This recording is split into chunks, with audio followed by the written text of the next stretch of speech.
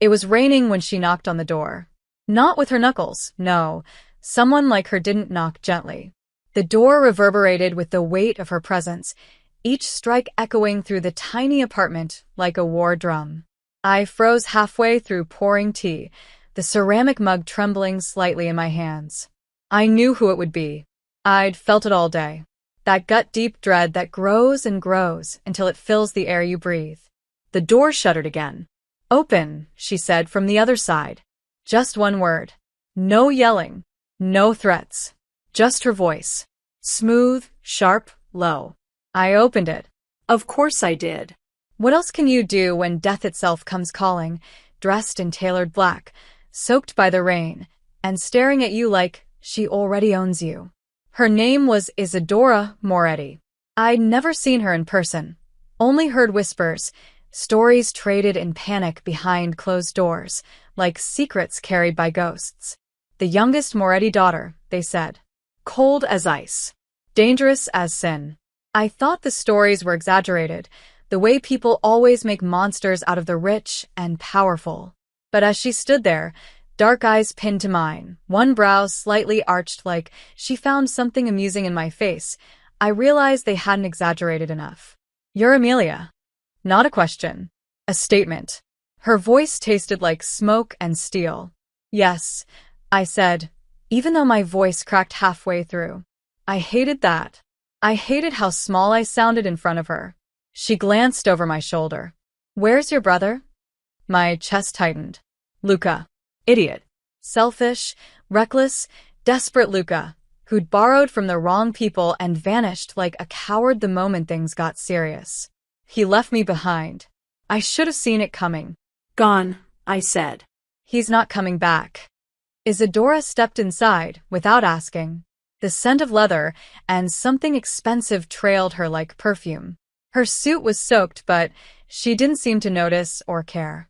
She looked around the cramped apartment, peeling walls, second-hand furniture, dishes in the sink, and for the briefest moment, her lip curled, just slightly. Not in disgust, I don't think. Something else. Curiosity, maybe. Or pity. But then it was gone. She turned to me fully, hands clasped behind her back. "Your brother owes me 68,000 euros. I know." He offered collateral. My heart stopped. "What?" Her eyes didn't leave mine. "He offered you." I forgot how to breathe. Everything inside me went still. "That's not legal," I whispered, because it was the only thing my brain could process. "He can't just," he did. I didn't agree to that. "You don't need to." My legs nearly gave out. I gripped the edge of the counter to stay upright. Her gaze swept over me, slow and deliberate, as if she was evaluating something. Not my fear, not my worth, but my potential. "I don't deal in legalities, Amelia. I deal in debt, and loyalty, and choices." "So what? You came here to take me?" Her head tilted slightly. A raindrop slid down her cheek, but she didn't flinch. "No," she said. "I came here to collect." My breath caught. She stepped closer, stopping just in front of me. Close enough that I could see the way her lashes clung together from the rain, how the tiny scar near her left eyebrow pulled faintly when she narrowed her eyes. "But when I saw you," she murmured, her voice dropping like silk over skin, "I changed my mind." I felt the weight of her gaze like a hand pressing against my throat. "I'll make you an offer." "What kind of offer?" "I take you, but not as payment." My stomach twisted. "Then, as what?" "As mine." Her words settled into my bones like heat. She wasn't touching me. Not yet, but I felt claimed. Like something inside her had already decided, and now it was just a matter of time before the rest of the world caught up. "You'll stay with me," she said. 1 year. You'll owe me nothing. Your brother will be free. After that, you walk away." "And if I say no?" Her mouth curved. Not a smile. A promise. "Then I take you anyway. But it won't be as kind." My body was shaking, but I didn't know if it was from fear or something else. Her presence was overwhelming, like gravity, like fire. Something in me recoiled, and something else leaned in. 1 year, I said, barely audible. "You're not going to hurt me?" "No," she said. "Not unless you want me to." My throat tightened. God, she was dangerous. Every instinct screamed at me to run. But I didn't. Because when she looked at me like that, with hunger buried under control, with something unreadable flickering behind her calm, something inside me wanted to stay. "You should pack," she said. "You have 10 minutes. She turned and walked toward the door. I stared at her back, frozen. My brother had sold me like a pawn. Isadora Moretti had taken me like a queen. The silence in the car was suffocating. Not because it was quiet, but because she was there, in the seat beside me, commanding the space with a stillness that felt louder than words. Isadora Moretti didn't speak once, as we pulled away from the curb. The driver, a man in his 40s with sharp eyes and a coiled tension in his jaw, didn't glance back at me. I could hear the rain against the windows, the soft hum of the engine, and the sound of my own shallow breaths. Everything else was swallowed by her presence. I hadn't packed much. A duffel bag with the bare minimum, clothes, my toothbrush, the old silver ring my mother gave me before she died. Isadora didn't even look at it. She just took the bag from my hand when I stepped out of the apartment, tossed it into the trunk, and opened the door for me like she wasn't the head of a criminal empire, but a chauffeur. Or maybe a queen commanding her newest prize. The car was black. Of course it was. Sleek, silent, and far too expensive for me to belong inside it. Leather interior. The faint scent of tobacco and cinnamon. I sat stiffly, trying to fold myself into the smallest version of me possible, like if I shrunk enough I'd disappear. But she noticed everything. I could feel her gaze brushing over me, even when she wasn't looking. She radiated control, like her body had never known weakness. Her suit was dry now. She must have changed while I was packing, but it clung to her with the kind of precision that screamed custom tailoring and power. I stole a glance at her hands. Strong. Elegant. No rings. Nails short and clean. The kind of hands that had held both wealth and blood. "You're quiet," she said at last, her voice breaking through the silence like a blade through silk. I don't know what to say. Most people would be begging. Would that work? Her lip twitched. No, we drove through the city, buildings blurring past in the rain-soaked windows. I didn't ask where we were going. It didn't feel like I had the right. "You're afraid of me," she said, not as a question, just another fact. Shouldn't I be? Not yet. My fingers tightened on my thighs. I wanted to ask what that meant, what would make it change, but something in her tone told me not to. So instead, I said, "Why me?" She turned her head. Not fully. Just enough that her eyes locked onto mine. "Because your brother is a coward. And you are not." That startled me. "You don't know me." "I know enough. You didn't run. You didn't cry. You looked me in the eye when I told you I owned your life. That doesn't make me brave. It just makes me numb. Numbness is survival. And survival is useful." I looked away. Her words weren't comfort. They were diagnosis. The car pulled into a gated driveway flanked by stone walls and security cameras. The gate opened before we even stopped. Of course it did. The world made space for her. The house, if you could call it that, looked like something pulled from a magazine I'd never be able to afford. Modern, angular, with glass walls and sharp edges. It sat high above the city, drenched in mist and rain, like a predator watching its prey from above. I stepped out when the driver opened my door, my legs trembling slightly. Isadora stood beside me, her posture unreadable, as if this were the most ordinary thing in the world, bringing a stranger home like a pet or a trophy. "Come," she said, and walked toward the door without waiting. I followed. The inside was worse. Or better. I couldn't decide. Marble floors. Minimalist furniture. Everything was white, black, or glass. Cold. Elegant. Empty. Like no one actually lived here. She led me upstairs. A long hallway. Closed doors. At the end, double doors already open. The room inside was massive. A four-poster bed, draped in dark velvet. Windows that span the entire wall, showing the rain-covered city below. A fireplace, unlit but waiting. "This is your room," she said. "You'll stay here. And you." "The room next to this one." Her eyes met mine. "Close enough." I swallowed. "What do you want from me?" She stepped closer, and again I felt it, that pull. That strange gravity that made my skin heat and my lungs freeze. Obedience. Attention. Honesty. Her gaze dropped to my lips for the briefest moment. Presence. My heart beat too fast. "That's all. For now." She turned to leave, but then paused in the doorway. "There are rules. You don't leave the estate without me. You don't speak to anyone about our arrangement. And you don't lie to me." "What if I do?" She didn't smile. "Don't." Then she was gone. I sat on the edge of the bed, staring at the storm outside, trying to breathe, trying to understand what I'd just become. Not a prisoner. Not exactly. But not free, either. Something in between. I didn't know what she wanted. Not fully. But I knew what I'd seen in her eyes when she looked at me. Hunger. Not the kind you feel in your stomach.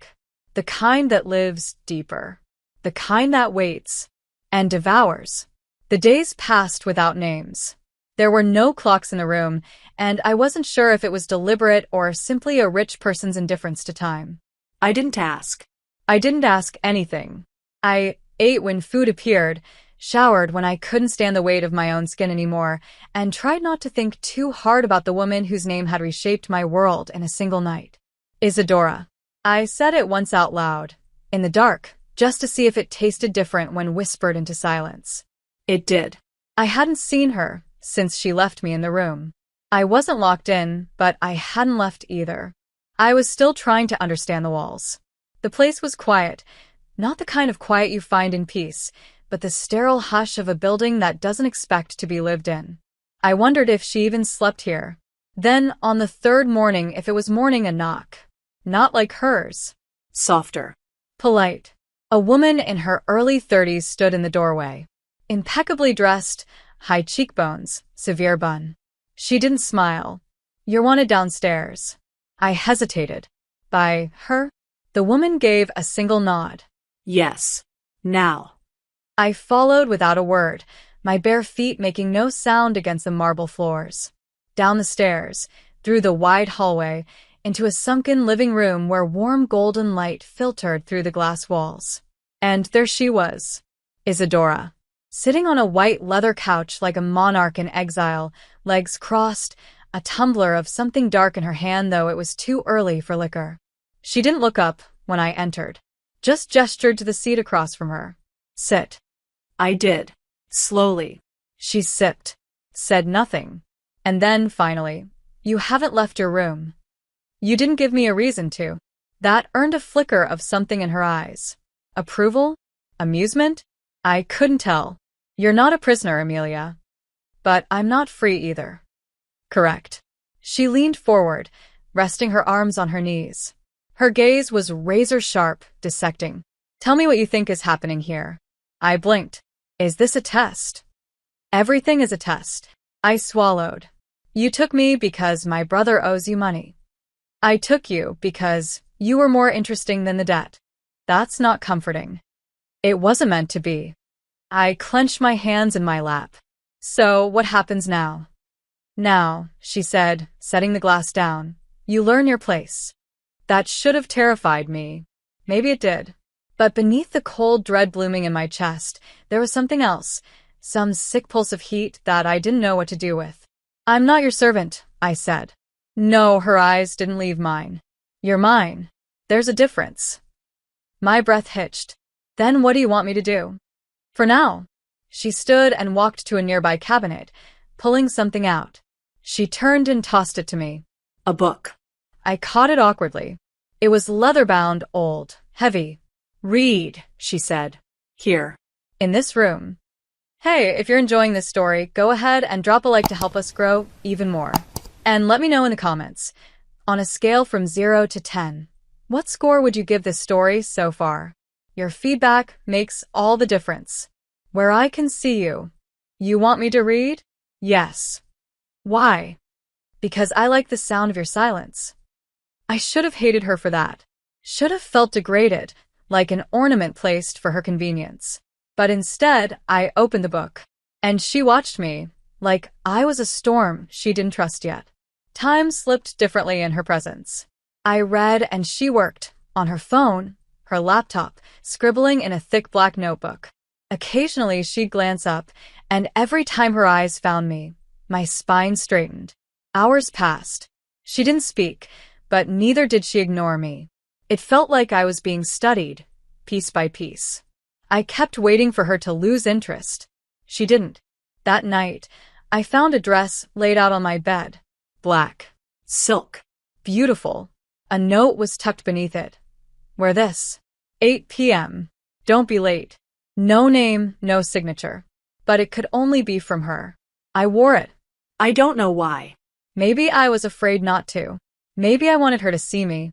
When I stepped into the hallway at exactly 8, she was waiting.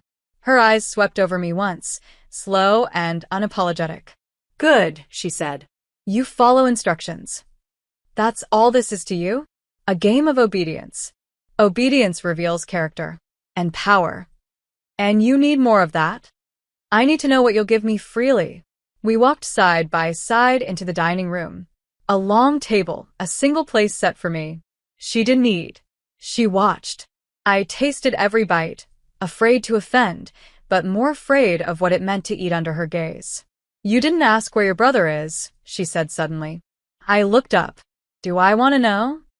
He's alive. For now. Useless, but breathing. You're keeping him alive for leverage. I'm keeping him alive because you asked nothing of me. I didn't think I had the right to ask for anything. She smiled then, slow, precise. Smart girl. Her praise shouldn't have made my stomach twist the way it did. After dinner, she didn't touch me. Didn't even try. Just walked me to my door and said, "Sleep well, Amelia." Like we weren't caught in something already coiling tight between us. That night, I didn't sleep well. I dreamed of her voice. Her hands. Her mouth, close to mine, not touching, never touching, but claiming all the same. I woke up aching. And afraid. Because I knew, with a terrifying certainty, that I was already hers. And she hadn't even laid a finger on me yet. The fourth morning, if that's what it was, began in silence again. But this time, I woke up before the knock. I sat on the edge of the bed, staring at the velvet curtains drawn over the endless windows, trying to make sense of the heat that had curled in my belly since the night before. I had barely slept. My dreams were fragments, flashes of her eyes, her voice, her breath at my ear. Every part of me ached like I'd been touched, but I hadn't.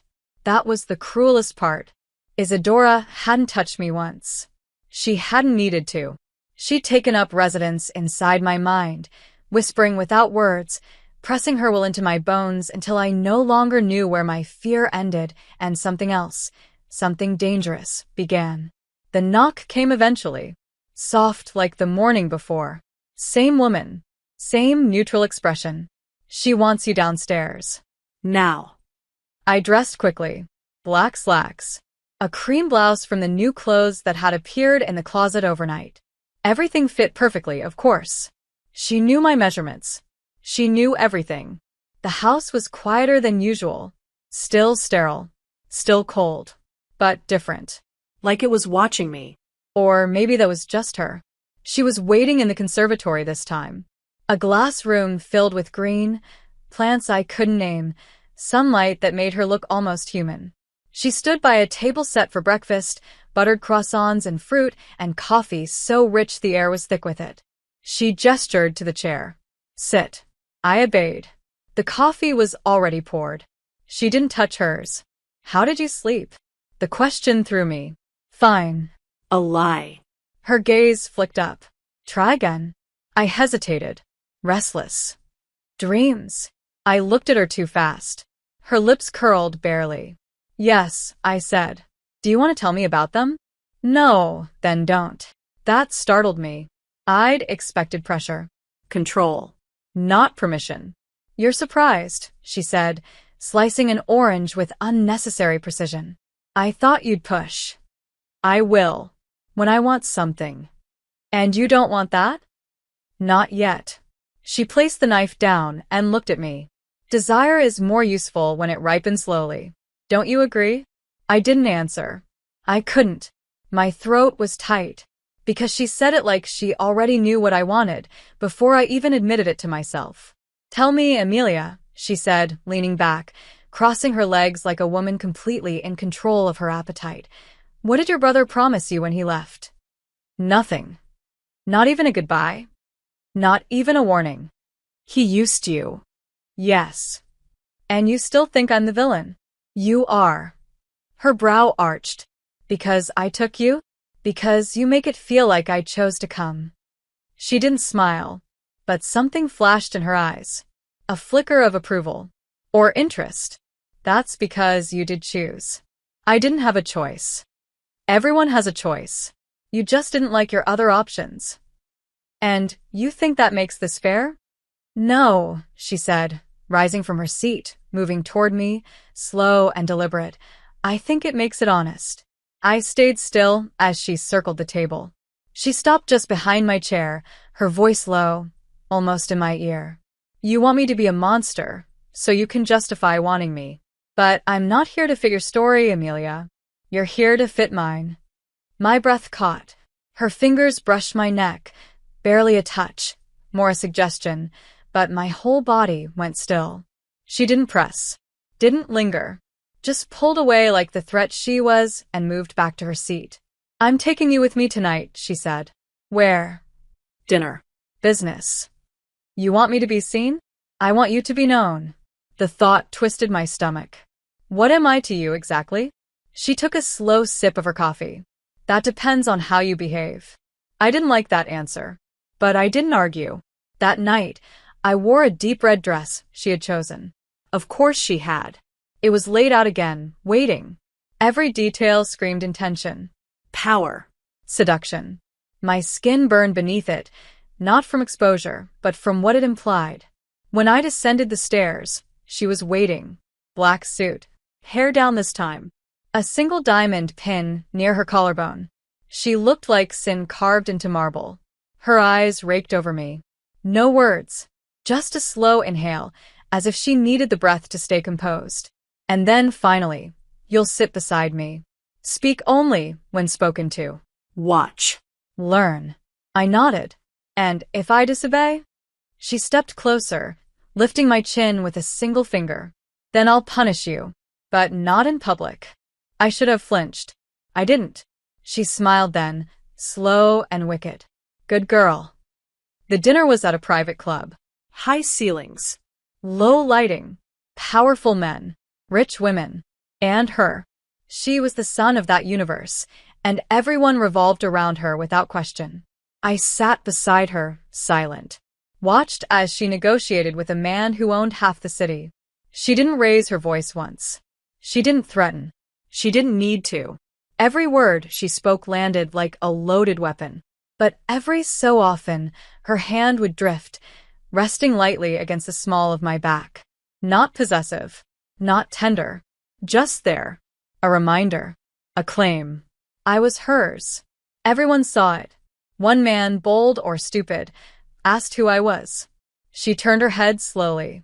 Mine, she said, without even looking at me. The man didn't ask again. I didn't speak all night, but my silence said everything. When we returned, I thought she would leave me at my door again. She didn't. She followed me inside, closed it behind her, locked it. My pulse screamed. She stood still, watching me like a predator indulging the last seconds of restraint. And then, without a word, she stepped forward. Not touching, just looking. Her eyes locked to mine. Say no, she whispered, and I'll leave. I couldn't speak. My lips parted, but no sound came out, because I didn't want her to leave. And she knew. Her hand lifted slowly, fingers brushing the edge of my jaw. Soft. Careful. Her thumb traced my bottom lip. Last chance, Amelia. My breath was a tremble. Don't stop. That's all it took. Her mouth claimed mine like she'd been waiting years to taste me. Her hands found my hips, my back, my hair, pulling me into her as if I belonged nowhere else. She didn't rush. She devoured. And I let her. I wanted her to. Every kiss was a confession. Every touch, a demand. And when she finally pulled back, just enough to whisper against my lips, "You're mine now," I didn't disagree. I couldn't, because somewhere in the hollow space where fear had lived, desire had bloomed. And it was hers.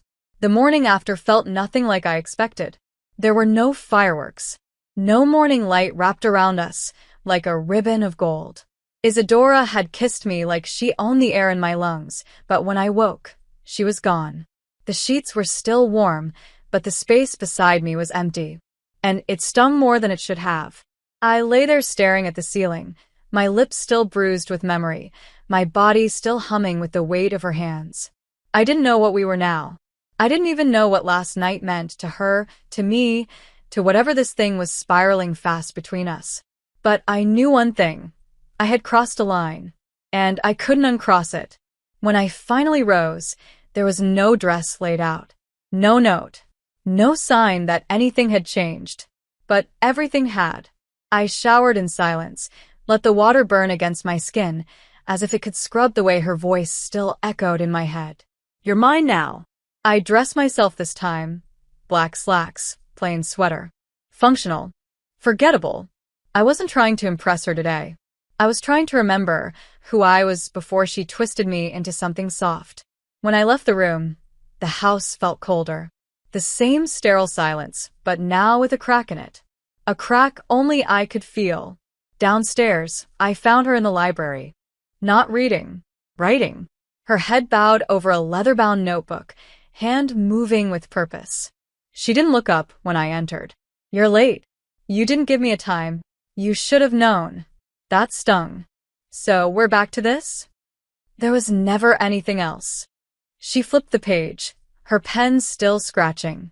Last night was a moment. Nothing more. My breath caught. My fingers curled into fists. "You kissed me like it meant something. It meant that I wanted to. And so I did." She finally looked up, her eyes unreadable.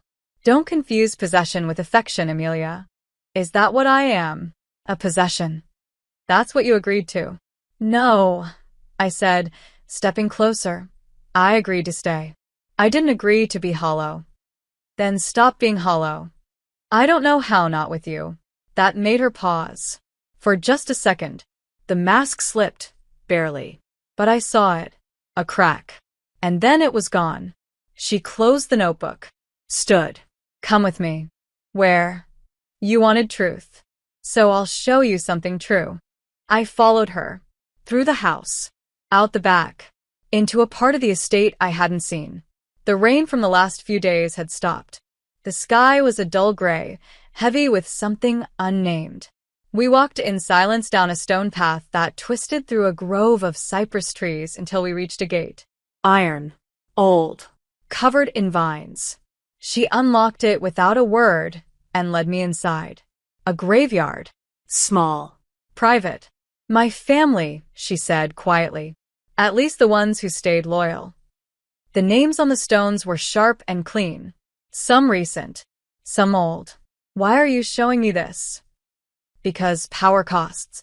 And loyalty kills. You should know what it means to wear my name, even if only in whispers." "I never said I'd wear your name." "You already are." She stepped beside one of the stones. A woman's name.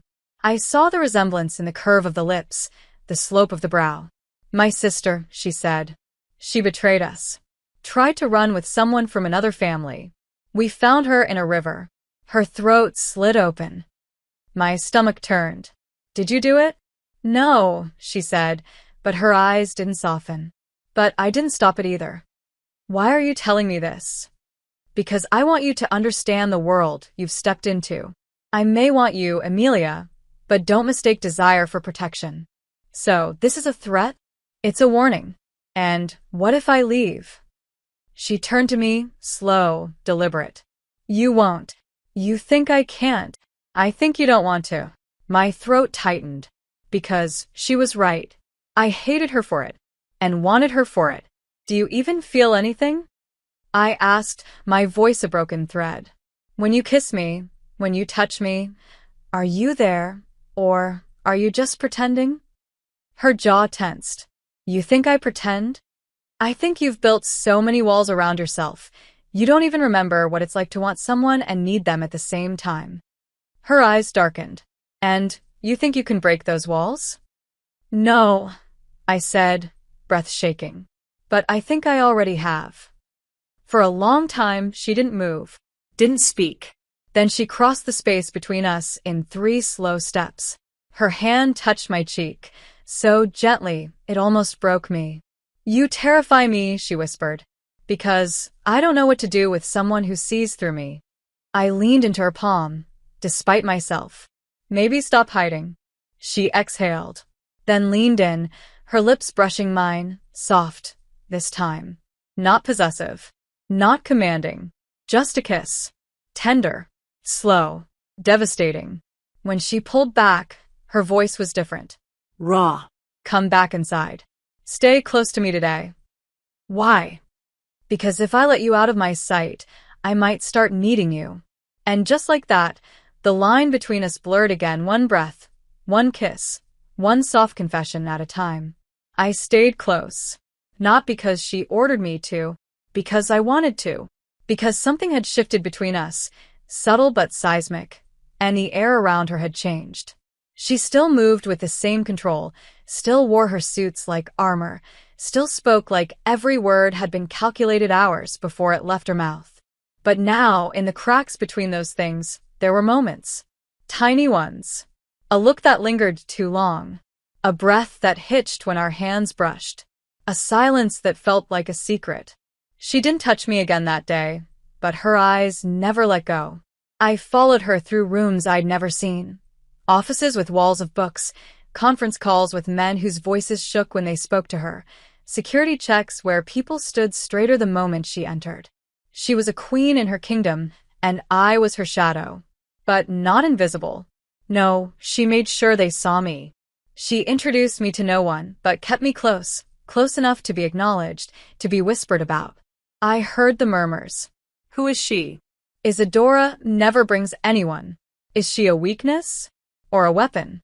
I didn't know the answer. Maybe neither. Maybe both. That evening, she took me to a part of the estate I hadn't seen. Through a garden that bloomed even in the autumn chill, past a row of statues that looked like forgotten gods, and into a long corridor lined with glass.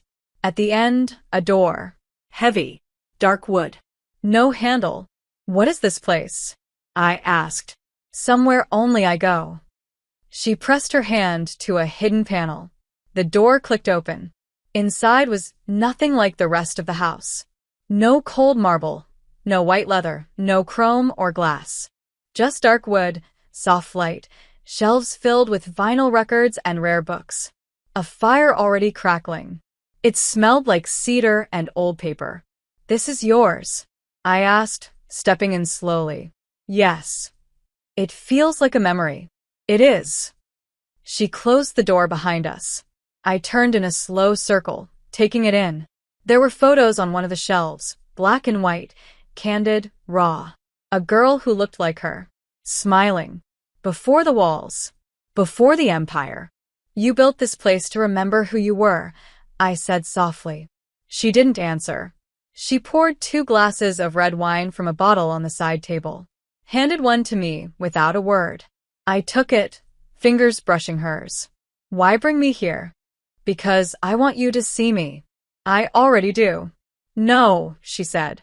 You see what I allow. This is different. She sat on the couch, gestured for me to join her. I did. Close. Not touching, but close enough that I felt the electricity between us. Always waiting, always simmering. My father hated weakness, she said suddenly. He taught me to hide mine before I knew how to spell the word. And love was the weakest thing of all. I turned toward her, my breath still. Do you believe that too? She took a long sip of wine. I believed it for a long time, until I saw what it did to the people who tried to love me. What did it do? It ruined them. And what did it do to you? It made me cruel. She said it without emotion, like a fact, like a scar she'd gotten used to carrying. Then why let me in? I asked. Why not keep the door locked? She looked at me, and this time her gaze didn't slice. It ached. Because I'm tired of locking doors. I set my glass down, reached for her hand. Slowly, gently. She let me take it. Let me thread our fingers together, like it mattered. You don't have to be cruel with me, I whispered.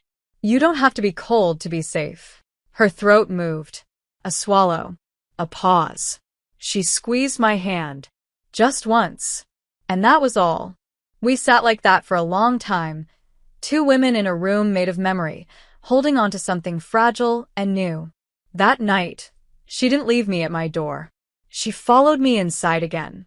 But this time, she didn't press me against the wall or claim my mouth with possession. She undressed me with reverence, not hunger. Her hands were slow, her touch soft. And when she kissed me, it was with the kind of patience that made me ache. We didn't rush. There was no war between us. Only surrender. Only the quiet worship of skin on skin, breath on breath. She touched me like she'd never get another chance. I touched her like I wanted to erase every scar. And in the aftermath, wrapped in the heat of her body, the steady rhythm of her breath in my ear, I whispered, "This feels like falling." She didn't open her eyes, but she whispered back, "Then fall." For the first time in years, I did. The next morning was different. She was still beside me. I woke to the feeling of breath against the back of my neck, the weight of her hand draped over my waist, her legs tangled with mine like she'd anchored herself to my body in the middle of the night and never let go. For a moment, I didn't move. I just laid there, eyes closed, listening to the rhythm of her breathing, memorizing the warmth of her skin pressed against mine. It felt like I'd slipped into something forbidden, something I was never meant to have but couldn't resist anymore. And then she stirred, her lips brushing softly against my shoulder. "You stayed," I whispered. I didn't want to leave. Her voice was hoarse, lower than usual, stripped of the sharpness she wore like armor during the day. It made her sound real, human, breakable. I turned in her arms and faced her. Her eyes were open now, watching me like I might vanish. I didn't say anything. I didn't have to. Because there was something in the space between us that said more than words ever could. I see you. I feel you. I want you. Not just your body. You. She brushed a strand of hair from my face, her fingers grazing my temple. "They're going to talk," she said. "They already are," I answered. "Let them." That made her smile just a little. But then it faded, replaced by something heavier. Being mine in private is one thing. Being mine in public, that's different. Why? Are you afraid someone might see you soft? I'm afraid someone might see you and decide to hurt me through you. My chest tightened. Isadora, I've spent my entire life making sure no one could reach me. And now, her thumb traced the curve of my jaw. You're right here. And I don't know how to protect you without making you a target. I pressed my forehead to hers. Maybe I don't need you to protect me. Maybe I just need you to trust me. I don't trust anyone. Then let me be the first. She didn't answer, but she didn't pull away either. And sometimes silence is louder than a promise. That day, everything changed. She didn't hide me. She took me with her to a meeting downtown, one of those velvet and glass high-rise towers that smell like old money and consequence. Her men stiffened the moment we arrived, their eyes flicking to me, then back to her, as if waiting for an explanation that never came. She didn't give one. She simply walked in with her hand on my lower back like she'd done it 100 times before. I followed her through the corridors, past the sharp stares and murmured suspicions. In the boardroom, she sat at the head of the table. I sat to her left. No one questioned it. One man, middle-aged, gaunt, with a mouth too fast and a suit too tight, made the mistake of leaning too close to me when she left to take a call. He asked if I was her new toy. I didn't answer. I didn't have to.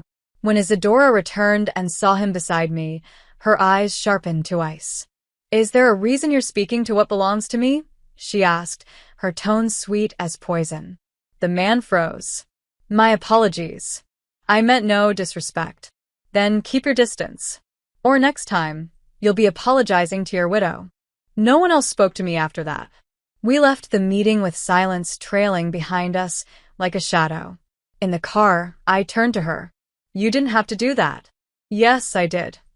You could have just ignored him, Emilia. She said my name like a warning, like a prayer. I don't ignore what threatens what's mine. You keep saying that. Mine, because it's true. Am I allowed to say it back? She blinked. Say what? That you are mine. Her jaw tightened, just slightly. But then she nodded once. If you can handle the weight of it. I'm already carrying it. That night, she didn't return to her room. She came to mine without hesitation, stripped out of her suit with the casual power of someone who knew how much I wanted her, and kissed me with a heat that left us both gasping. But this time, it wasn't just about lust. It was deeper, slower, like we were building something from the inside out, brick by brick, touch by touch. Afterward, she held me tighter than before. Her fingers drew lazy patterns on my back as I lay against her, half asleep, heart wide open. You scare me, she whispered, her lips near my temple. Because you make me want things I can't afford to want. Like what? I murmured. Peace, she said. Stillness. A life that isn't built on blood and fear. I turned my face into her neck.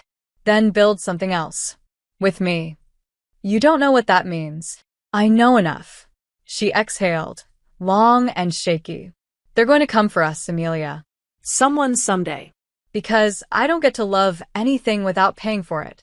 I pulled back just enough to meet her eyes. Then let them come. And in that moment I saw it, something I hadn't seen before. Hope. Fragile. Flickering. But there. Real. She kissed me again, slower this time. Almost reverent. And I realized something terrifying. I wasn't just falling for her. I already had. Completely. Irrevocably. And I didn't want to land anywhere else. It started with the sound of glass breaking. I was in the garden. Alone. The sun was soft against my skin, and I had finally let myself believe that maybe, just maybe, this was real. That the moments between us weren't illusions. That Isadora wasn't made of stone. That she could love, want, feel. That I had reached her. And then the crash. Sharp. Final. I ran. Inside the house. Silence followed the noise like a shadow. The air was thick. Heavy. I moved faster. Through the hall. Past the long wall of windows. Toward her voice. She wasn't yelling. She never yelled. But her voice, when cold, could cut through steel. You come into my house, she was saying, low and lethal. Uninvited, unannounced, and you touch what doesn't belong to you? I turned the corner and froze. A man stood in the center of the marble foyer, bleeding from his mouth, one hand clutching his side. Another man, taller, broader, stood behind him like a sentry, waiting for orders. And Isadora, my Isadora, was standing at the base of the stairs, dressed in black, eyes darker than I'd ever seen. The air around her vibrated with fury. The broken glass came from a shattered vase near the wall. And then I saw her hand. Blood. A small gash near her knuckles. Her eyes snapped to mine the second I entered. And something changed. Not in her expression. Not yet. But behind her eyes, like the storm had cracked open. Emilia, she said, calm as thunder. Go back to your room. No. I stepped forward. You're hurt. This isn't your concern. You are my concern. That made the bleeding man laugh. A short, wet sound. She brought her pet into the house, he said, grinning through blood. Cute. The other man moved forward, fist clenched, but Isadora raised a single hand, and he stopped immediately. She walked up to the bleeding man, slowly, and slapped him. Not hard, not even fast, but with precision. Speak to her again, she said softly, and I'll bury you in the same garden you trespassed through. He spit blood onto the floor. You're already burying yourself. Isadora didn't flinch. Get out. You don't give me orders, Moretti. I don't give second chances either. A tense silence. Then the taller man moved, took the bleeding one by the collar, and dragged him out through the front door. The silence that followed was worse than the violence. Isadora stood still, breathing slow, controlled. But I knew that look. I'd seen it in the mirror once. That was the look of someone barely holding it together. I approached her slowly. "Let me see your hand." "It's nothing." "Let me see." She didn't move. But she didn't stop me when I took her hand and examined the cut. It wasn't deep, but it was messy. Sharp edges. Shattered glass. I led her to the kitchen, washed it gently, wrapped it in silence. She let me. Her eyes stayed on me the whole time. "Who was he?" I asked. "Someone who wants to take what's mine." "What does he want?" "Power. Territory. Leverage." "Through me?" Her jaw clenched. "I warned you. You said they'd come for me. You didn't say they'd do it here. They're testing me. They want to know what you are to me. If you're worth bleeding for." "And are you?" "I already did." I finished wrapping her hand. Her fingers twitched beneath mine. "You didn't answer my question." "Which one?" "What am I to you?" She didn't answer right away. Instead, she turned her hand in mine and intertwined our fingers. Her voice was quiet. "More than I planned. Less than I want. Then take what you want." "It's not that simple." "Why not?" "Because every time I want something, someone takes it from me. Then fight for it." I am. Her grip tightened. "I'm trying." That night, she didn't leave me alone. Not for a second. I stayed in her room, curled beneath her sheets, her arms wrapped around me like a shield. But I felt the tension in her muscles, the way her breath wasn't steady, the way she was already planning the next move. I kissed her neck softly. "Talk to me." "About what?" "About what happens next." "Next," she whispered, "I erase every threat. Quietly. Permanently. And me. You stay close. You stay silent. You stay safe. And if I refuse?" Her breath hitched. "Then I'll tie you to my bed and let the world burn around us." My heart slammed against my ribs. "You wouldn't." "Don't test me, Amelia." "Maybe I want to." Why? "Because you only show me who you are when you're pushed." She shifted over me, eyes burning into mine. "You think you want to see all of me?" "Yes." "Even the part that kills without blinking?" "Especially that part." "Why?" "Because I'm not afraid of you." She stared at me, searching for something. "You should be." "I'm not." "Then maybe you're the dangerous one." "Maybe I am." She kissed me then, hard, desperate, like she was trying to devour the fear she refused to name. Her mouth was hot, her hands trembling just slightly against my skin. I wrapped my arms around her and pulled her down, until there was nothing between us but breath and heat and skin. We didn't make love. We didn't fuck. We claimed. She took me with the kind of fire that destroys cities. I met her with equal force. She broke apart in my arms, and when she whispered my name into my neck, I felt something in her crumble. Something that would never rebuild the same. Afterward, we lay there, naked, breathless, bruised in ways no one could see. And for the first time, I realized something terrifying. This wasn't just love. It was war. And I was ready to fight for her. I should have known peace couldn't last. Even the fragile kind we'd built in stolen nights and soft confessions. It was too delicate, too raw, too real to survive in a world like hers. The morning after we claimed each other like fire meeting gasoline, I woke to cold sheets. Not empty, just cold. She was gone again. But this time, I didn't feel abandoned. I felt watched. The sensation crawled up my spine the second I opened my eyes, an itch beneath my skin that told me something wasn't right. I dressed quickly and left the room. The house was quiet as always. Too quiet. No voices. No footsteps. Just stillness, like the breath before a scream. I walked the hall slowly, my bare feet whispering against the floors. And that's when I saw it. Blood. A smear of red on the corner near the main stairwell. Small. Fresh. Panic surged up my throat, but I swallowed it. I followed the trail, not a pool, not a massacre. Just drops. Controlled. Measured. Like whoever was bleeding didn't want to be noticed. Down the stairs. Into the hall. Past the piano that no one ever played. To the side entrance. The door was ajar. I reached for it, and that's when I saw the blade. Pressed against my throat in a flash. Cold. Silent. A man stood behind it. Younger than most of Isadora's men. Narrow build. Sharp eyes. He didn't speak.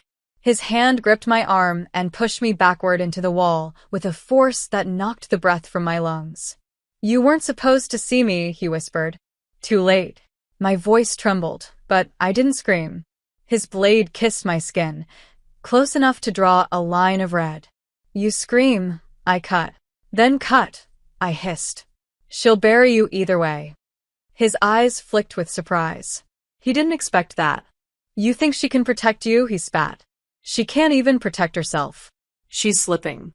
You made her soft." "No," I said. "I made her human." His face twisted in disgust. "She was supposed to be untouchable. She was before you." I looked him in the eyes. "Then why are you here, in her house, bleeding like a coward?" The blade pressed harder, but then a sound stopped him. A click. Behind him, the sound of a gun cocking. Slowly he turned, and there she was, Isadora, a gun in her hand, her hair wild, her shirt stained with blood. Not her own, I realized instantly, but someone's. Her eyes locked on the man like he was already dead. "Let her go," she said. He hesitated. "Now." Her voice was low, but it cracked through the air like lightning. He dropped the knife. Amelia, me, fell to the floor with a gasp, the metal clattering beside me. And before I could blink, she shot him. Once. Clean. Straight through the leg. He screamed. Went down. She walked forward, slow and calm, and kicked the blade out of reach. Then she knelt beside him, grabbed him by the collar, and whispered something I couldn't hear. Whatever it was, it made him cry. She stood. Looked at me. "Are you hurt?" "No, liar."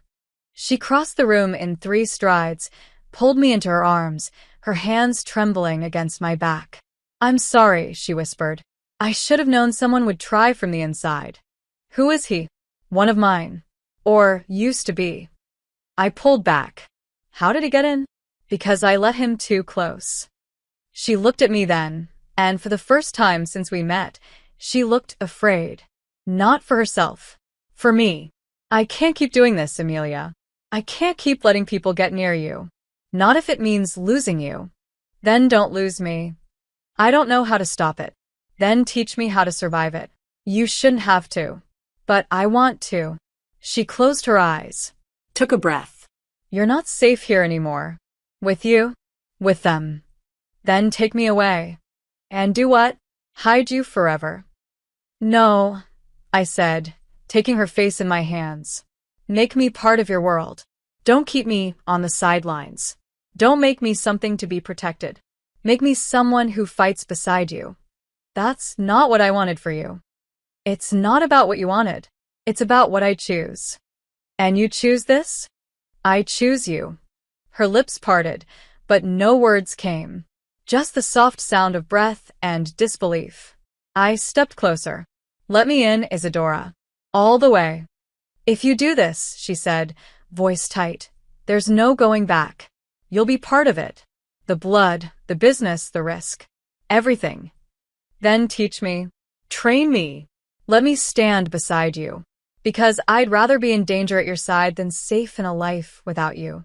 Her hands tightened on my waist. "You really are dangerous." "And yours," I whispered. That night, everything changed again. She brought me to a private room, one I hadn't seen before. Not the room with records and firelight. This one was colder, sharper. There were weapons on the walls, maps on the table, documents marked in red. This was where the real Isadora lived. And now, she brought me into it. "If you want to stand beside me," she said, "then you need to know what I'm fighting. Then show me." She handed me a file. Inside, names. Photos. Surveillance. Men and women who wanted her empire, who wanted to destroy her. One of them, the one who tried to kill me, had been working with an external family, planning to fracture her from the inside. What will you do? I asked. Make an example. And me. You'll be at the table. Your lover? My second. The words didn't feel like fantasy anymore. They felt real. Heavy. True. Are you ready for this? She asked. I looked her in the eye. Are you? She smiled then. A real smile. The kind that broke something open in my chest. Let them come, she said. This time, I'm not fighting alone. That night, we didn't make love. We aligned. Body and soul. She touched me like I was a weapon she'd finally claimed. I held her like I was a home she didn't know she needed. And for the first time, we weren't hiding from the war. We were preparing for it. Together. There were no more doors between us. No more locked wings. No more carefully curated silences. No more pretending I didn't know what she truly was. Isadora Moretti had built an empire out of fear and precision, and now she was letting me touch the bones of it. The morning after the attack, she handed me a knife. No ceremony. No warning. Just placed it on the desk between us and said, "Pick it up." I did. The handle was cold, smooth, perfectly balanced. She watched me with that unnerving calm of hers, seated across from me in a fitted suit, her hair swept back like always, but her eyes darker than I'd ever seen. Do you know how to use it? I know how to cut vegetables. Try again. No, then we start from nothing. She stood, moved behind me. Her hands came around my waist, one settling over mine, guiding the grip, the other adjusting the angle of the blade. I inhaled sharply. Not because I was afraid of the weapon, but because of the way she touched me, controlled, assured, completely focused. You hold it like this, she murmured against my ear. Too loose, and someone will take it from you. Too tight, and you'll shake. I swallowed. What if I can't do this? Then you die. And so do I.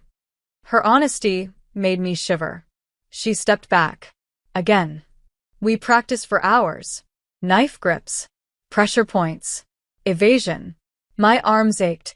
My palms blistered. But I didn't complain. Because every time I met her eyes, I saw something new. Respect. Pride. And maybe fear. Not of me. Of what loving me would cost her. That afternoon she called a meeting. Not just her top men. Everyone. Her lieutenants. Advisors. Enforcers. And me. I stood beside her at the head of the long table, her fingers grazing the small of my back like a silent claim. The room went still the moment we walked in. No one spoke. No one breathed. Then Isadora placed both hands on the table and said, there was a betrayal from inside. Murmurs. Tension.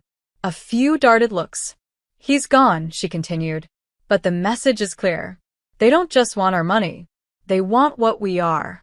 Our unity. Our name. Our blood. She turned slightly, eyes locking on a man with salt and pepper hair seated to her right. They'll come for her again. She meant me. I felt every gaze turn toward me like heat. I didn't look away. This is Amelia, Isadora said. You know her face now. Get used to it. She is no longer a guest in this house. She is mine, in every sense of the word. Silence. And then a voice. Disapproving. Male. With all due respect, Isadora, your judgment has never been questioned. But this girl, woman, Isadora corrected. Her tone like ice. This woman, the man said, adjusting, has no place at this table. She hasn't earned it. No. Isadora smiled, slow, sharp. You think the bullet that was meant for me should have waited for her to prove herself first? Emotion clouds strategy. So does arrogance. She's a liability. She's a weapon. And if she turns on us, that's when I stepped forward. My voice didn't shake. Then you'll see me coming. Because unlike the ones who betrayed you, I don't hide behind tradition or fear. I stand in the open, beside her. The room went dead silent. Then Isadora laughed. A low, rich sound that was both warning and delight. That's why she's here, she said. Because she doesn't flinch. No one argued again. After the meeting, she pulled me into her office. Closed the door. Locked it. You didn't have to defend me, she said. Yes, I did. You're not ready for this war. Then prepare me. Her eyes blazed. You're not afraid of dying for me, are you? No, but are you ready to kill for me? I didn't answer. Not yet. She walked toward me, step by slow step, until the heat of her was against my chest. You say you're mine. Say it again. I'm yours. No hesitation. There isn't any. Then prove it. She kissed me like it was a test. Like every brush of her lips was a challenge. And I met it. I pulled her close, hands in her hair, mouth hungry. Needing more than just her body, I needed her trust. That night, she showed me everything. Passwords, accounts, weaknesses. She made me memorize the layout of her safe house, the location of every weapon. She brought me to the shooting range behind the estate and placed a gun in my hand. Point. Don't hesitate. Aim for the chest. Always. The recoil bruised me. I didn't care. Her approval was worth every bruise. When I finally hit the target dead center, she didn't smile. She walked up behind me, wrapped her arms around my waist, and whispered, "Now they'll think twice." About what? About taking what belongs to me. Later that night, we lay together in her bed, our limbs tangled, her head resting against my chest. "You're changing," I whispered. "Because of you." Is that a good thing? I don't know yet. I think it is. She didn't answer right away. Then, if something happens to me, don't. You run. No, you survive. Only if it's with you. Her fingers tightened against my ribs. I don't want to lose this. Then hold on tighter. She looked up at me, her eyes so dark and open I thought they might swallow me. You're not the same girl who opened that door weeks ago. And you're not the same woman who took me. Do you regret it?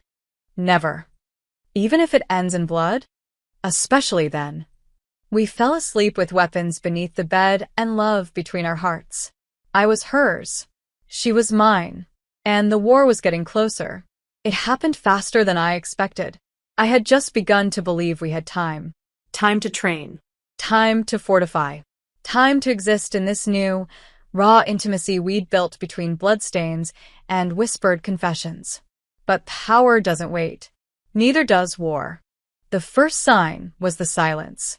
Not the kind that lingered in Isadora's house like a ghost, but a deeper, heavier one. A silence filled with absence. No guards in the hall. No voices in the radio channels she monitored obsessively. Her men had stopped answering, one by one. And Isadora, sharp, calculated, always 3 steps ahead, stiffened beside me the moment the last line went dead. She didn't speak. Didn't curse. Didn't panic. She just turned her eyes toward the horizon through the wide window of her office and said, "They're here." My throat dried. How many? Too many. Then we run. No, her voice was steel. Then we finish this.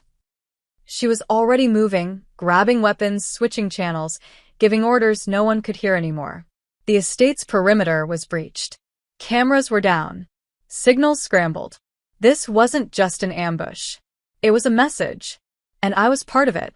She shoved a gun into my hand, her eyes wild but focused. "You remember what I taught you? Every word. Then stay behind me. If I tell you to run, you run. If I fall, you won't. If I fall," she repeated, "you finish it. Don't talk like that. There's no room for softness now, Amelia." I stepped forward, grabbed her by the collar of her shirt, pulled her into a kiss that tasted like the end of something. "Then don't die before I tell you I love you." She froze, eyes wide, breath caught. "You love me?" "I love you," I said, and it hurt, how much I meant it. "And if we live through this, you're going to say it back." Her lips parted, but no sound came. And then the glass shattered. A bullet pierced the far window and embedded itself into the bookshelf behind us. We dropped to the ground as more followed, a storm of gunfire erupting from the trees surrounding the estate. South wing. Isadora barked. They're coming through the gallery. She dragged me down the hallway, fast and low. Doors opened, shots were fired. Screams echoed from distant rooms. I could hear the chaos swallowing the house we'd once shared in shadows and softness. Now it was a battlefield. I stayed close. Fired when she told me. Hit once. Missed twice. But I didn't hesitate. Not once.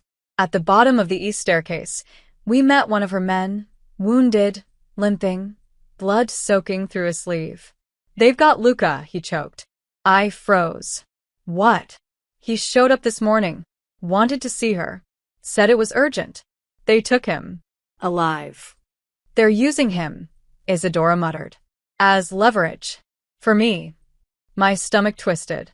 This is about me. No, she said. This is about us. Then, do you want to save him? Yes. Then we move. She didn't hesitate. Led me through a service tunnel beneath the house, one I hadn't seen before. Every step echoed like a heartbeat.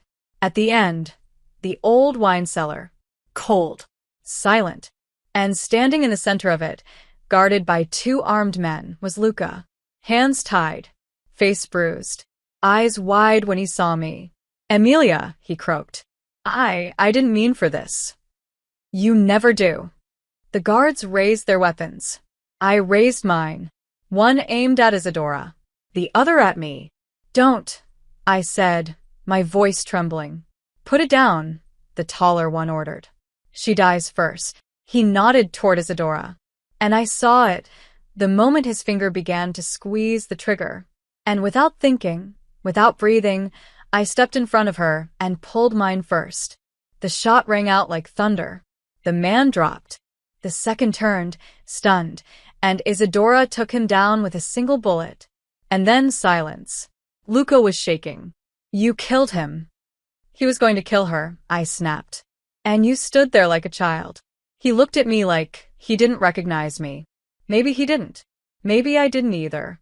But Isadora, she was looking at me like I had just handed her the world. You didn't hesitate, she said. You told me not to. You saved my life. You saved mine when you didn't have to. She stared at me, her lips trembling slightly. Then she stepped forward, pulled me into her arms, and whispered into my ear, I love you too. I didn't cry. Not yet. I was too full of adrenaline, of rage, of relief. But something cracked open in me. Something deep. We freed Luca, dragged him through the tunnel. Isadora covered our escape like a goddamn legend. Every bullet precise, every move deliberate. By the time we reached the escape car, her men had begun to regroup. Reinforcements arrived. The estate was taken back, room by room. I watched it from a distance, blood on my hands, shaking in the back seat with her beside me. And when it was over, she turned to me. You didn't run. I never will. You're mine, she whispered. In every way. And you're mine, I said. Even when it hurts. She kissed me then. Hard. Fierce. Grateful. Alive. And I knew this wasn't the end. This was only the beginning. Of something brutal. Of something beautiful. Of a love worth bleeding for. The blood had dried on my hands, but I still felt it. Under my skin. In my chest. In the places where my heart hadn't stopped pounding since I pulled the trigger. I didn't regret it. Not for a second. But that didn't mean I was untouched by it. Taking a life changes you. Even when it's justified. Even when it's for someone you love. Especially then. I stood in front of the bathroom mirror in one of Isadora's safe houses, staring at my reflection like I might find answers in the curve of my jaw, the red around my eyes, the way my lips still trembled without permission. I didn't cry. I hadn't since the shooting. Not when we escaped. Not when Isadora took my face in her hands and told me I'd saved her. Not when Luca, shamefaced and silent, muttered a thank you from the back of the car. But now, in the stillness, I was starting to crack. I didn't know who I was before her. And I didn't know who I was after killing for her. I only knew that somewhere in the middle of it all, I had stopped being someone who waited to be protected, I had become something else. Behind me, the door opened. I didn't turn. I didn't need to. Her presence was undeniable, heavy and sharp and devastatingly familiar. Isadora stepped into the bathroom, barefoot, in nothing but a black silk robe that barely clung to her frame. Her eyes weren't cold tonight. They were soft. Too soft. She said nothing at first, just stood there, watching me, and I knew she could see it, that I was barely holding it together. "You saved my life," she said quietly, and it broke something in me. I met her eyes in the mirror. Why? Because I never wanted you to be capable of that. But you trained me to protect yourself, not to protect me. What's the difference? The difference is that now I owe you something I don't know how to repay. I turned around slowly. You don't owe me anything. Yes, I do. Her voice cracked. Because I've ruined you. No, I stepped forward. You revealed me. Emilia, she whispered, like she was choking on my name. Do you remember what you said? When you took me? Everything. You said I was yours. You still are. Then hold me like I'm yours. Don't stand there and mourn who you thought I was. I'm here. I'm alive. And I'm yours because I chose to be. Her lips parted. Her hands trembled. And then she crossed the room in 3 steps and wrapped her arms around me like she was trying to hold the entire world together. I collapsed into her. Finally. Fully. My body shaking. My chest heaving with the sob I hadn't allowed myself to release until now. She didn't say anything. She just held me, rocked me, let me shatter in her arms. Because she knew. This wasn't just about killing a man. It was about killing the last part of myself that thought I could ever return to the life I once lived. When the storm inside me settled, she kissed my forehead, my cheeks, my lips. You're stronger than I'll ever be, she whispered. And you're the only reason I'm still breathing. Then breathe with me, I said. Not just when we're in danger. Not just when we're bleeding. Breathe with me in the quiet, too. I don't know if I can. Then learn. That night, she didn't undress me like I was fragile. She touched me like I was real, present, her equal, her partner, her lover. She let me take control. Let me kiss her where her pain lived. Let me map the scars on her body with my mouth. Let me remind her that she wasn't alone anymore, that I wasn't afraid of her darkness. I wanted it, because it matched mine now. When she fell asleep, curled against me, her breath warm against my skin, I stared at the ceiling and let the quiet settle. Until my phone buzzed. A number I didn't know. I slipped out of bed, heart suddenly racing, and answered it before it could wake her. A male voice on the line. Come. Foreign. You've made a name for yourself, Emilia. I froze. Who is this? Someone watching. Someone waiting. You think this war is over because you survived one ambush? It's only just begun. You made a mistake calling me. No, the voice said. The mistake was yours, falling for her. You think she's the monster? Wait until you see what's coming. The line went dead. I stared at the phone in my hand, heart pounding again. But this time, it wasn't from grief or adrenaline. It was rage. I turned, and Isadora was sitting up, eyes narrowed, already awake. Who was it? Someone who wants to hurt you. Then they've already lost. They don't think so. She stood, crossed to me, and took the phone. Scanned the number. Private line. International. He's not local. No, I met her gaze. And he made a mistake. What mistake? He warned me. She tilted her head, her mouth twitching into a faint smile. You're terrifying when you're angry. Good. Are you ready for the next fight? I don't want to just survive the next fight. I stepped into her space. I want to win it. She reached for my hand, laced her fingers through mine. Then we start preparing tomorrow. Together. No, I said. We start now. We didn't sleep again that night. We made a plan, a map, a list. We identified who could be trusted, who might turn, We broke down every entry point to every property she owned. We stopped being two women in love with a loaded gun between them. We became something else. Something dangerous. We were two predators, side by side, with nothing left to lose. And by the time the sun rose, Isadora looked at me and said, "You've become everything I never knew I needed." And I replied, "And you've become everything I'm willing to kill for again." Some doors stay locked for a reason. Even in a house like Isadora's, fortified, wired, bulletproof, there was one room she had never let me enter. A small black door at the far end of the second floor. No guards. No cameras. No key code. Just a solid, old-fashioned lock. "What's in there?" I had asked once. She'd replied without meeting my eyes. "A grave." I didn't ask again, until the ghost came knocking. It happened just after dusk. We were finalizing intel on the anonymous call, tracking the signal bounce, trying to cross-reference the voice. Isadora had poured us 2 glasses of wine, tension settling into the curve of her spine the way it always did before a storm. I could feel it in her silence, in the way she didn't touch me, in the way she hadn't slept in 3 nights. Then her phone buzzed. One glance, one name, and the glass shattered in her hand before I could blink. I rushed to her. "What is it?" Her eyes were wide, haunted. Her voice a whisper I barely caught. "Julia."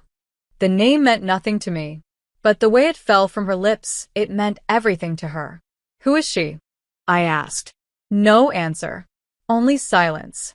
I grabbed a towel, wrapped it around her bleeding hand. She didn't even flinch. Her stare was frozen, distant. "She's dead," she said finally. "She died 3 years ago."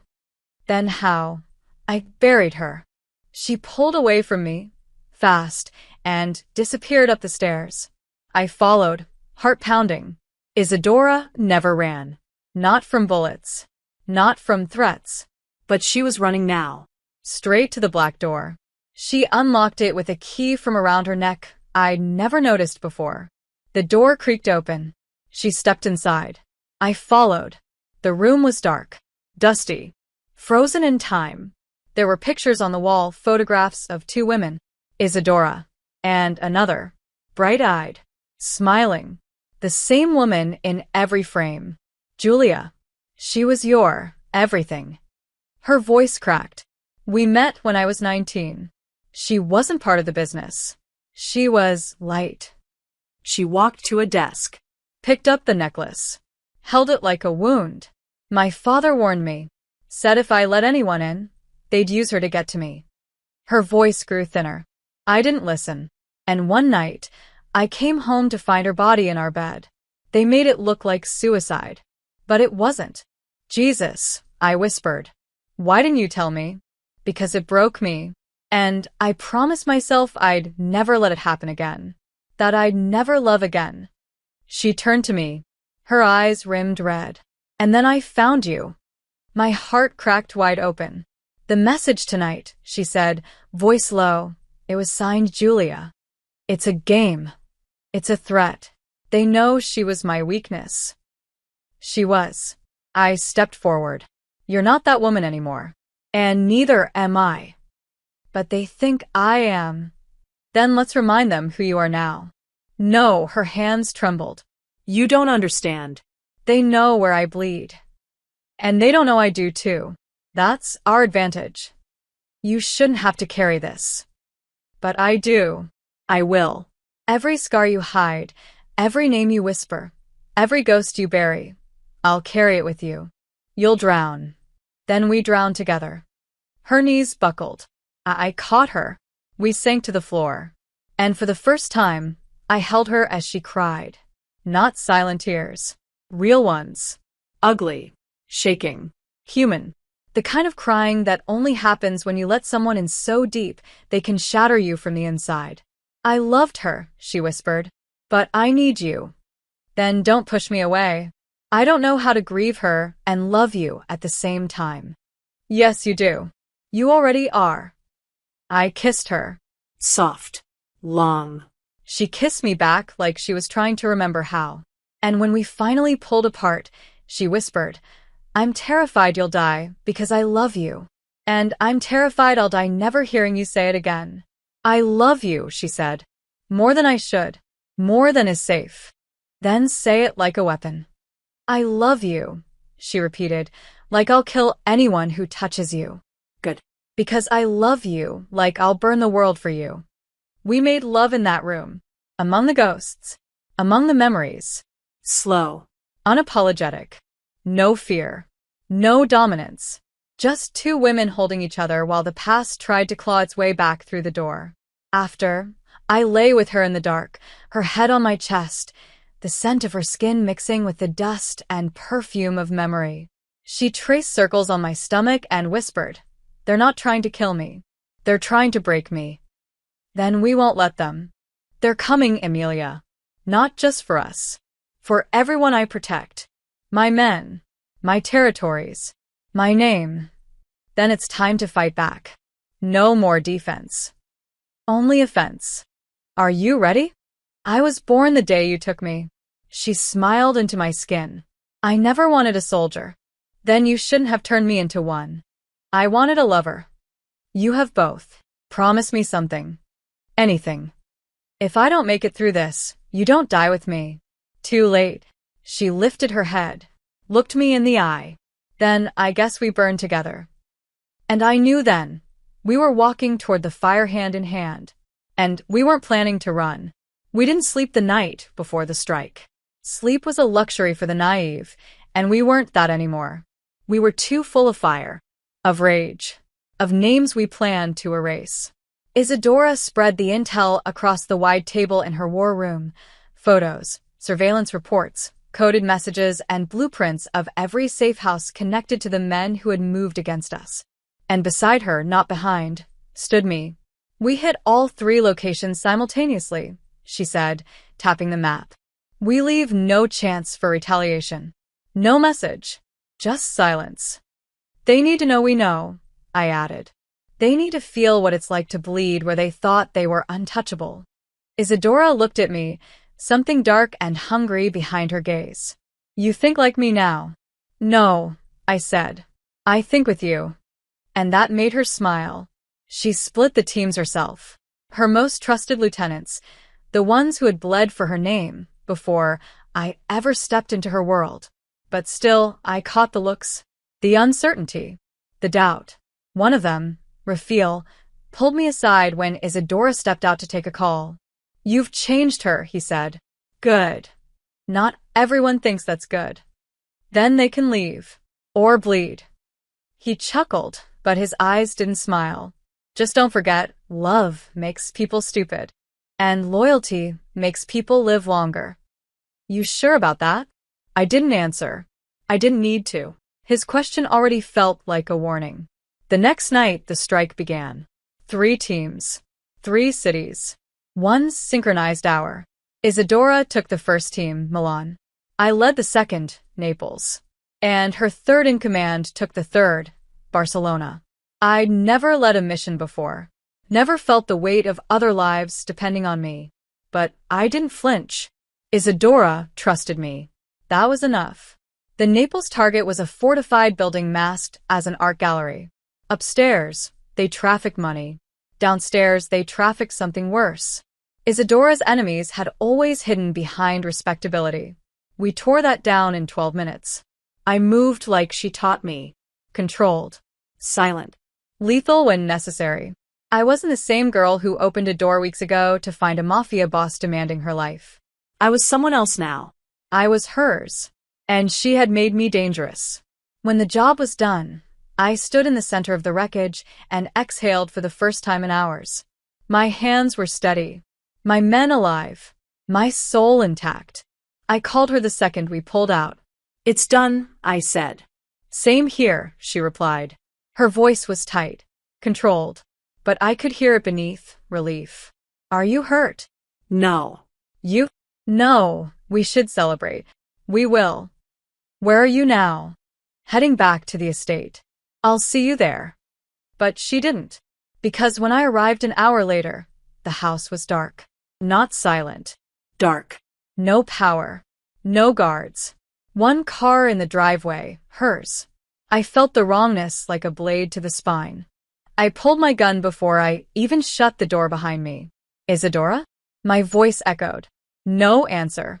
I moved room to room. Nothing. Not until I reached the bedroom. The door was open. The sheets torn. A broken wine glass on the floor. And a smear of blood on the windowsill. Not much. Just enough. Enough to send my heart into a panic I couldn't control. Then my phone buzzed. No number. Just a video. I opened it. Isadora. Tied to a chair. Bruised. Bleeding from her lip. Still proud. Still defiant. And beside her, holding the phone with a casual arrogance that made my stomach turn, stood Raphael. He smiled into the lens. Love makes people stupid, he said. And you made her weak. She gave you everything. I warned you, Amelia. I dropped the phone. My scream filled the room. And then I stopped breathing. Because he was right. She gave me everything. And now they were trying to take her. My hands shook, but not from fear. From fury. I picked up the phone. Dialed the only number that mattered. Get everyone, I said to her second in command. Now. What happened? Raphael turned. He has her. Where? I'll find out. And when I do, we burn them first and ask later. I hung up, picked up her necklace from the floor. The one she always wore. The one she never took off. I held it in my palm and whispered, I'm coming. Because love didn't make me stupid. It made me unstoppable.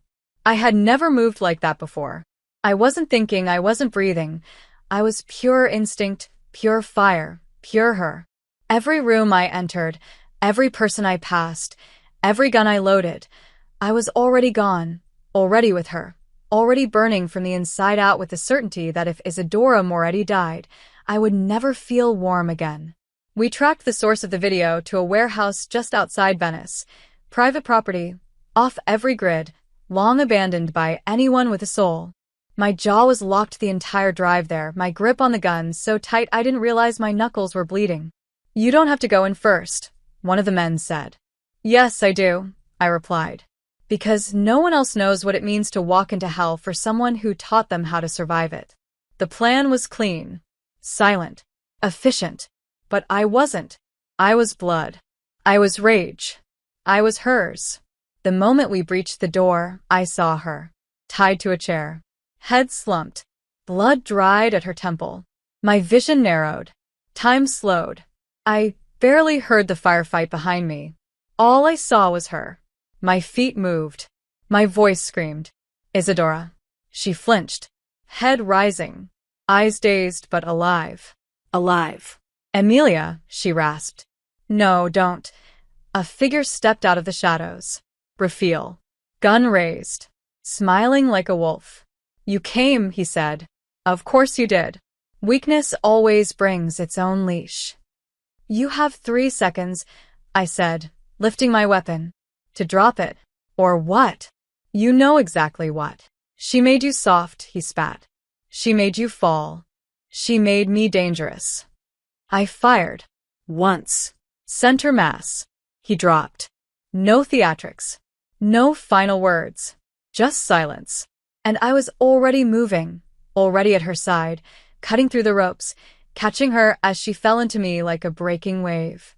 You're okay, I whispered. You're here. I've got you.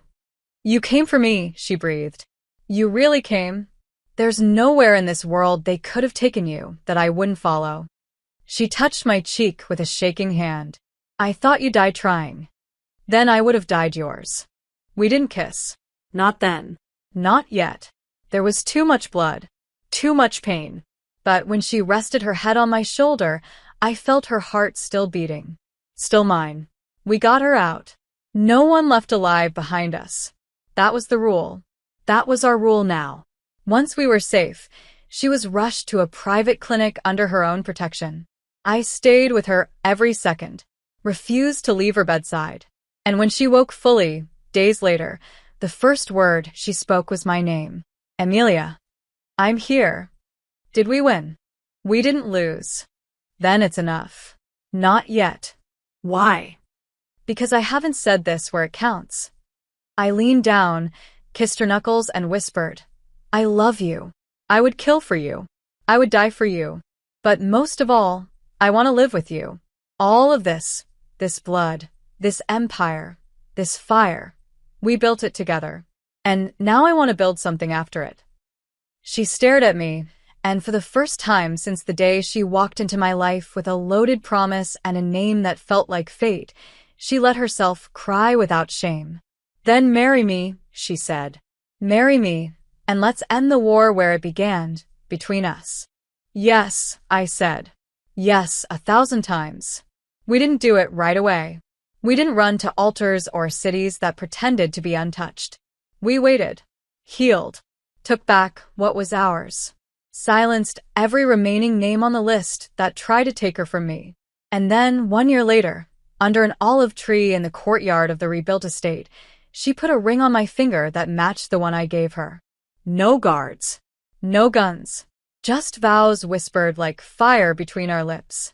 From the moment you walked into my home, she said, I was already yours. From the moment you looked at me and said, I'll take you instead, I whispered back, you already had. We kissed. We sealed it. And for the first time, we were free. Free to be in love.